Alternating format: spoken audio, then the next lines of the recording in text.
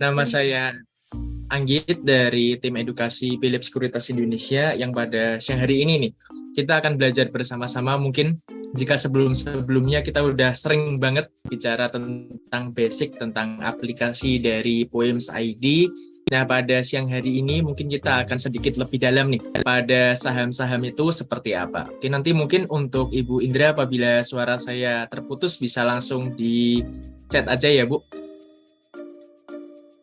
Baik, buat teman-teman semuanya, sebelumnya tentu saya tidak akan bosan-bosannya untuk menyampaikan disclaimer terlebih dahulu bahwa semua informasi yang akan kita bahas pada siang hari ini murni untuk kegiatan edukasi ya. Jadi jangan disalahartikan nih, nanti apabila spill ya, ketika kita menyebut salah satu saham tertentu gitu, artinya apakah baik banget atau jelek banget gitu.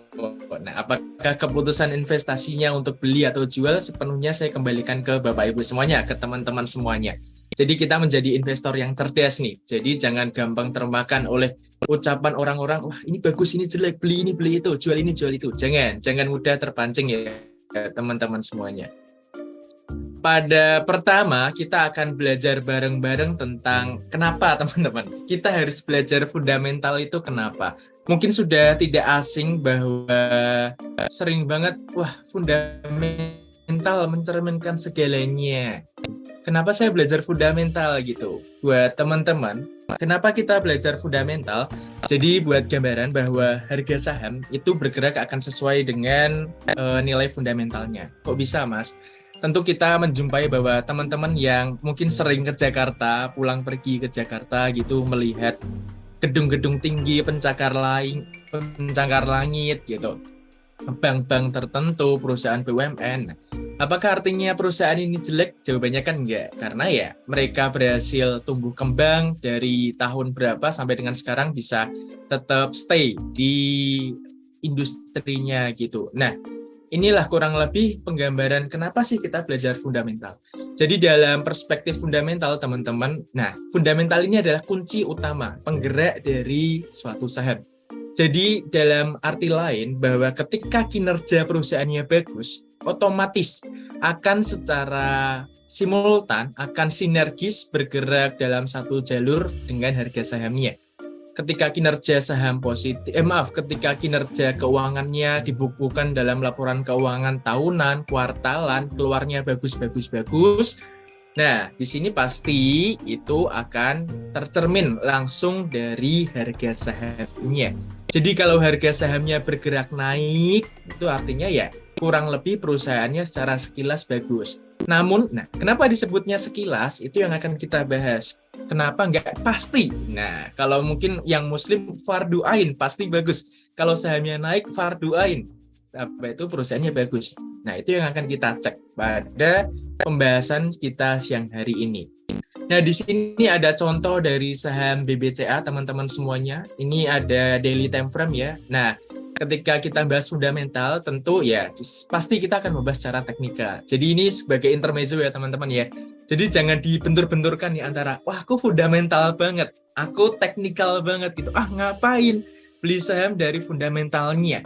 Harga sahamnya naik, ya udah price discount everything. Orang teknikal ngomong kayak gitu. Tapi ya orang fundamental menyanggahnya bahwa ya itu sahamnya naik gara-gara apa? Gara-gara ya kinerjanya positif, laba bersihnya oke, hutangnya menurun, asetnya terus bertambah besar. Nah, orang fundamental ngomongnya kayak gitu.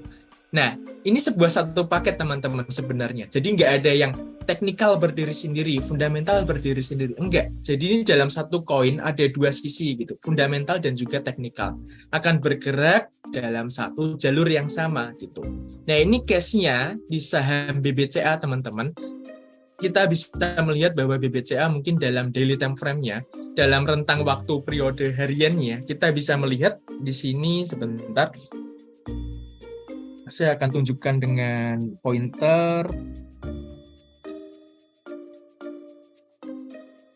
Oke, semoga terlihat ya teman-teman ya. Di sini ada saham BBCA yang kita jumpai pada daily time frame-nya. Itu bergerak naik turun teman-teman. Nah, Apakah artinya kinerja fundamentalnya itu pada hariannya naik turun? Jawabannya ya enggak. Karena laporan fundamental, laporan keuangan itu kan dibagikan setiap kuartalnya. Ada kuartalan, ada yang full year tahunannya. Nah, kita bisa melihat volatilnya seperti apa, bergerak naik, terkoreksi, naik lagi, turun dalam, naik lagi, turun. Di sini bahkan mungkin ketika kita nyebut candle-nya merah darah nih di sini. Turun koreksi pada rentang November, akhir tahun terkoreksi, lalu naik lagi dan sekarang berada di area kurang lebih di angka 9.000 closing market kemarin. Nah, apakah itu artinya saham BCA bagus? Jawabannya iya, teman-teman. Untuk orang teknikal, price discount everything. Harga saham sudah menggambarkan semua kejadian di market. Harga sahamnya positif. Dari pertama IPO sampai dengan hari ini, kinerjanya bagus. Selalu naik setiap tahunnya harga sahamnya. Bahkan kalau tidak salah, BCA ini sudah stock split 2 kali ya, teman-teman ya. Nanti dikoreksi apabila saya keliru. Yang terakhir itu stock splitnya pada kemarin, masa-masa kurang lebih 2021 atau 2022 kalau tidak salah.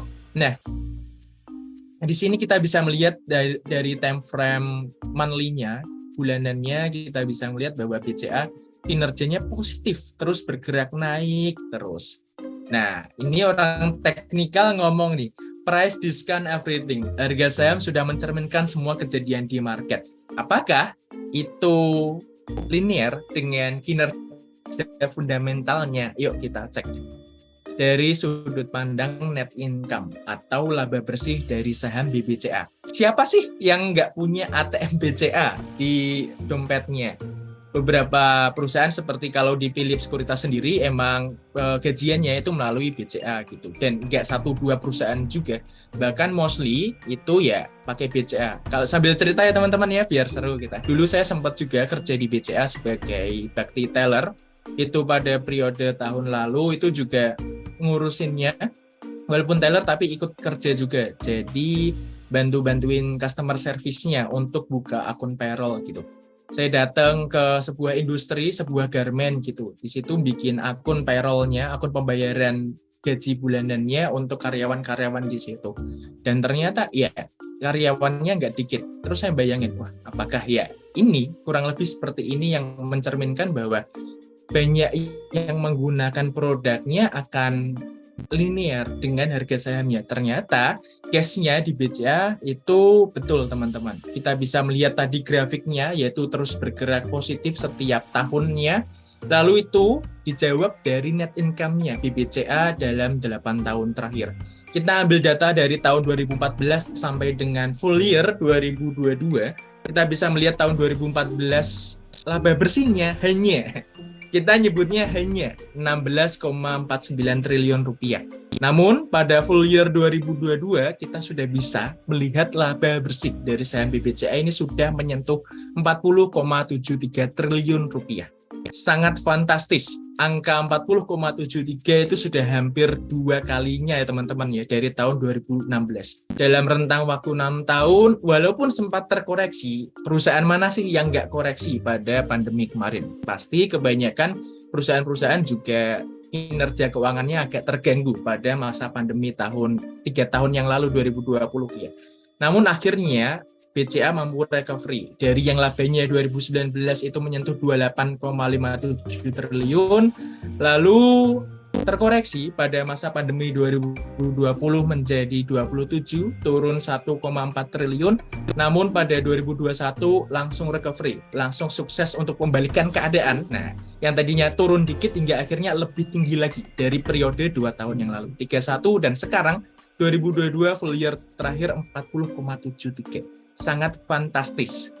Nah, kalau ngomongin fundamental digabung dengan teknikal, tentu kita sering banget melihat, wah IHSG lagi koreksi. Bahkan kemarin Jumat, kurang lebih seminggu terakhir kemarin, market lumayan terkoreksi cukup dalam, kurang lebih 2 sekian persen ya teman-teman ya. Nah, itu kan kita nggak bisa tutup mata bahwa IHSG lagi koreksi cukup dalam, beberapa persen dalam hitungan hari saja.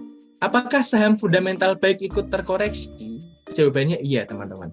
Jadi ketika IHSG turun, motornya IHSG itu saham-saham big cap, tentu saja yang fundamentalnya besar-besar, bagus-bagus. Kalau IHSG koreksi, ya biasanya saham-saham fundamental baik ikut terkoreksi juga. Nah, namun teman-teman, ketika IHSG berhasil rebound, ketika terjadi reversal, pembalikan arah, saham-saham berfundamental baik tentu akan naik juga. Dan akan lebih tinggi daripada benchmarknya, yaitu IHSG. Apa iya? Coba kita buktikan. Di sini kita bisa melihat beberapa saham. Ada saham BCA dengan garis warna merah, ada saham BBRI dengan garis warna kuning, ada saham Astra International dengan grafik warna hijau, ada Indofood dengan grafik warna biru, dan PTBA, PT Bukit Asam dengan grafik warna pink. Nah, untuk benchmarknya IHSG kita bisa lihat itu di garis warna hitam, teman-teman. Ketika IHSG terkoreksi pada masa krisis dunia tahun 2008 yang lalu, IHSG terkoreksi dalam, begitupun dengan saham-saham berfundamental baik, koreksinya cukup dalam juga. Namun akhirnya seiring dengan waktu, IHSG berhasil naik, begitupun dengan saham-saham berfundamental baik. Jadi semuanya akan berkesinambungan, teman-teman. Itu untuk IHSG dan juga saham-saham big cap tentunya. Nah, terkoreksi lagi pada medio 2020 ketika pandemi hit seluruh dunia, semua kegiatan ekonomi lumpuh, semua orang hanya bisa stay di rumah, banyak PHK, banyak kita kehilangan teman, sanak saudara, keluarga, itu tentu berefek juga pada kegiatan ekonomi, teman-teman. Nah, itu kita bisa lihat IHSG terkoreksi, begitupun saham-saham BCA, BRI, Astra, Indofood, semua ikut terkoreksi. Nah, sekarang berhasil recovery untuk IHSG dan akhirnya kita bisa melihat saham-saham blue chip, naiknya pun juga sangat dahsyat sekali. Nah, ini sudah menjawab sebenarnya, teman-teman, bahwa ya harga saham itu cerminan dari kinerja fundamentalnya. Fundamental baik, harga sahamnya baik.